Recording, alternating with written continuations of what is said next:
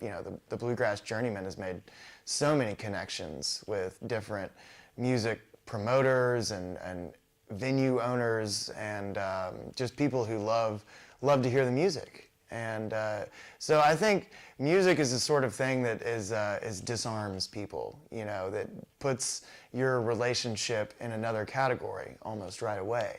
That you're not there, it's not like to buy, so it's not a monetary transaction, it's not debating about politics or anything, it's just sharing music.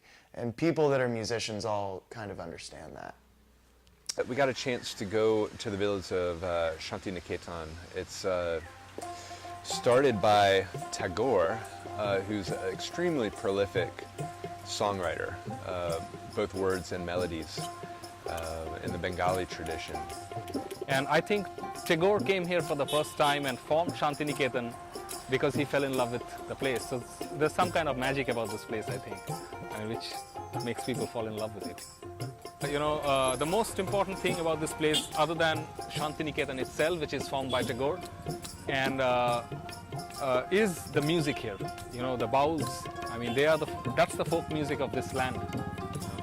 And I love the Baul music. We met with some Baul musicians, some folk musicians, played percussion instruments and string instruments, and really not a far cry from old-time and bluegrass music. And we had a great jam.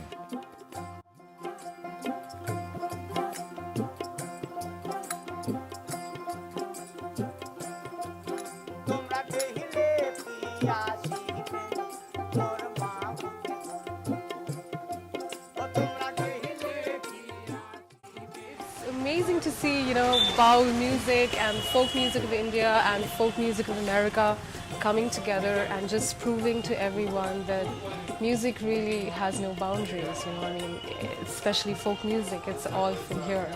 And it's just the perfect language for everyone, especially given this, the situation the world is in right now.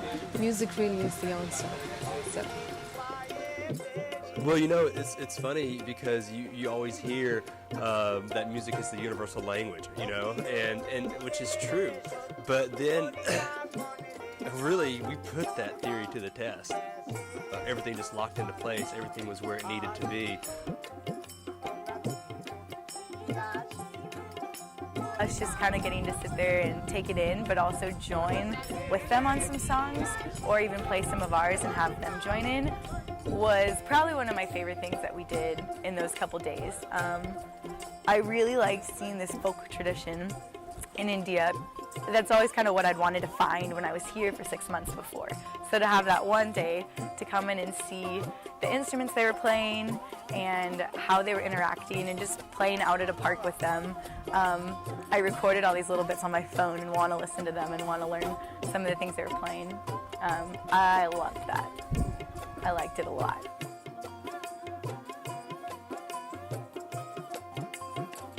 One of my biggest interests in life has been the study of ethnomusicology.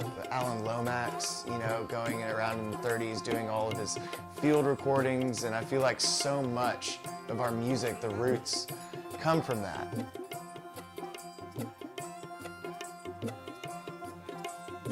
And so for me, instead of doing like a master's or a PhD in ethnomusicology, my vision is to get out into the world, to go to seek out these musicians, to play and jam with them, and to kind of explore common themes into what they're talking about and what we're talking about. I remember they played a song and they translated it for me and it was about the mountains and how the mountains make you feel good and how the mountains are so much a part of their spiritual lives. And then we played the Larry Sparks song, Love of the Mountains, to kind of bring that full circle a little bit. So yeah, I think a lot of these songs that come from the hills, from the rural areas, have similar themes. They're talking about nature, they're talking about their ancestors, they're talking about their spiritual beliefs. They're not talking about the sort of modern day problems that we have in the city. And I think that's a real common thread that flows through traditional forms of music all over the world. Redbird shining in the valley.